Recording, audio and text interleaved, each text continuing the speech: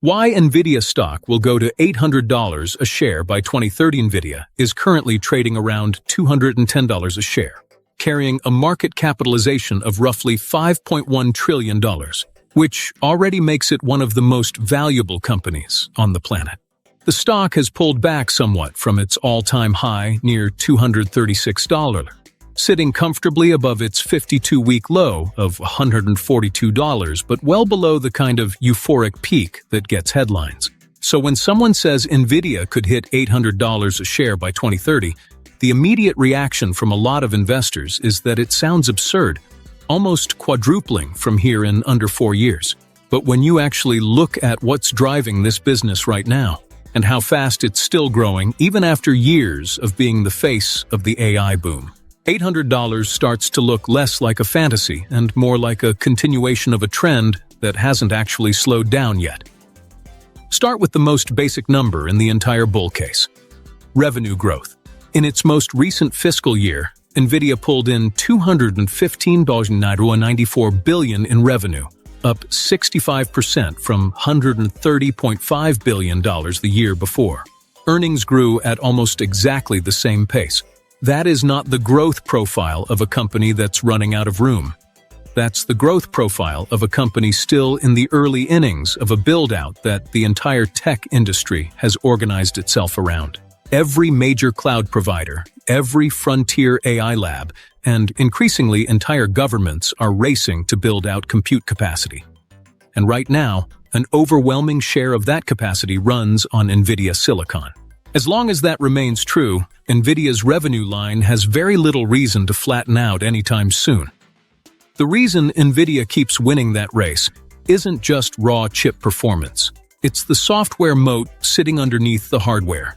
CUDA, the platform NVIDIA spent over $1 billion building out years before anyone cared, is now the default language that the entire AI development world is built on. That's an enormous structural advantage, because switching away from NVIDIA doesn't just mean buying a different chip. It means rewriting and re-optimizing software stacks that companies have spent years building on top of CUDA. Competitors can match NVIDIA on certain hardware specs from time to time, but matching the ecosystem around that hardware is a much harder problem. And it's the real reason NVIDIA has been able to command both massive market share and extraordinary margins at the same time. The next leg of growth that bulls are watching closely is the shift from training AI models to actually running them at scale, what the industry calls inference, combined with the build-out of what NVIDIA calls AI factories. Entire data centers purpose-built around accelerated computing rather than traditional servers.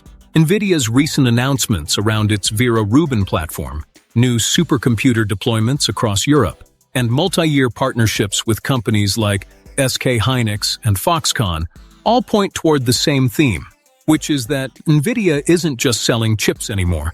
It's selling entire infrastructure platforms that customers build their AI strategy around for years at a time.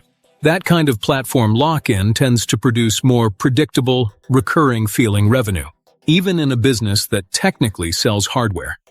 NVIDIA has also been moving aggressively beyond data centers into what it calls physical AI, things like robotics, autonomous vehicles, and industrial automation.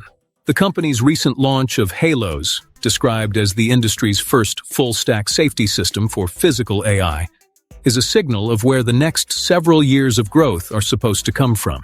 Humanoid robots get the headlines, but the broader category of autonomous robots, drones, and collaborative robots represents a market that's arguably even larger than today's data center AI boom. And NVIDIA is positioning itself to be the default compute layer for that world, the same way it became the default compute layer for generative AI. Now, no honest bull case skips the risks, and there are real ones here. NVIDIA recently borrowed $25 billion against future AI demand, the kind of move bankers sometimes describe as filling the barn before the storm, which tells you management is preparing for either explosive growth or rougher conditions ahead, possibly both. There are also unresolved questions about chip export policy to China that NVIDIA owes regulators answers on, and that geopolitical overhang isn't going away soon.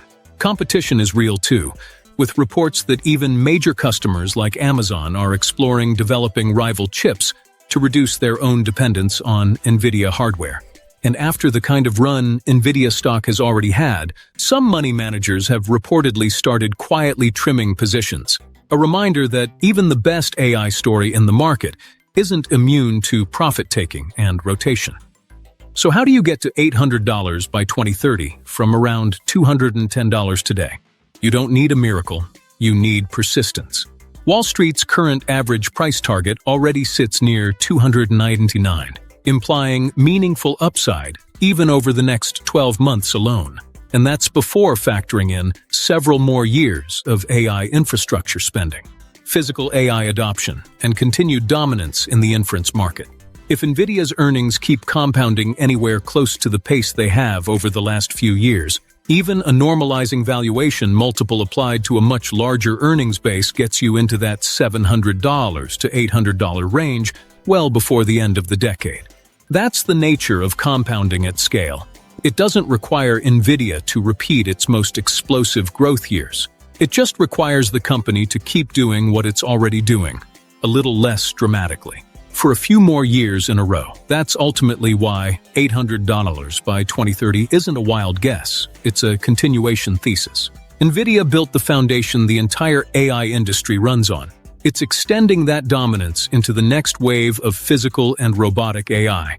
And it's still growing revenue at a pace most companies never achieve even once, let alone for years on end. The risks are real and worth watching closely.